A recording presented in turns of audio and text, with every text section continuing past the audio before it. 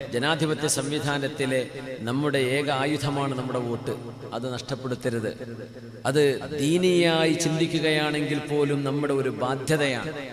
ഈ ഉമ്മത്തിന് നീതിയും ന്യായവും അവകാശവും നേടിയെടുക്കാൻ നമ്മുടെ പ്രതിനിധികൾ വേണം. അതുകൊണ്ട് ആ വിഷയത്തിൽ ഒരുമയോടുകൂടെ നമ്മൾ മുന്നോട്ട് പോകണം.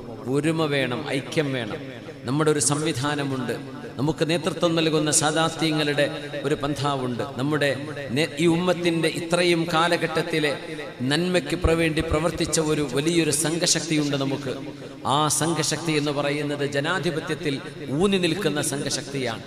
ഏത് നിലക്കും ജനാധിപത്യ സംവിധാനങ്ങളെ വിജയിപ്പിക്കാനുള്ള പരിശ്രമങ്ങൾ നമുക്കിടയിലെ വേർതിരിവുകളും ചേരിതിരിവുകളും ഒക്കെ മാറ്റിവെച്ചുകൊണ്ടെങ്കിലും ഇപ്രാവശ്യം അള്ളാഹുവിൻ്റെ വജുഹുദ്ദേശിച്ചുകൊണ്ട് ഈ ഉമ്മത്തിൻ്റെ ഭാവിയെ മുന്നിൽ കണ്ടുകൊണ്ട് നമ്മുടെ വോട്ടവകാശം വിനിയോഗിക്കണം. അള്ളാഹു തൗഫീഖ് ചെയ്യട്ടെ. ഈ ഉമ്മത്തിന് അള്ളാഹു ഖൈർ ചെയ്യുന്നവരുടെ കൈകളിലേക്ക് രാജ്യത്തിൻ്റെ ഭരണം അള്ളാഹു ഏൽപ്പിക്കട്ടെ. വളരെ വേദനയോടുകൂടെയും വിഷമത്തോടുകൂടെയുമാണ് നമ്മൾ പ്രാർത്ഥിക്കുന്നത്. ഒരുപക്ഷെ നമ്മുടെ രാജ്യത്തിൻ്റെ ഈ ഒരു മതേതര ചിത്രം ഇല്ലായ്മ ചെയ്യപ്പെട്ടു പോയാൽ ഇനിയൊരു തിരിച്ചുവരവ് സാധ്യമല്ലാത്ത വിധം നമ്മുടെ നാട് എന്നേക്കുമായി അന്ധകാരത്തിലേക്ക് പോയേക്കും. അതുകൊണ്ട് ഈ സന്ദർഭങ്ങളിലെങ്കിലും നമ്മൾ ഒരുമിച്ച് നിൽക്കണം.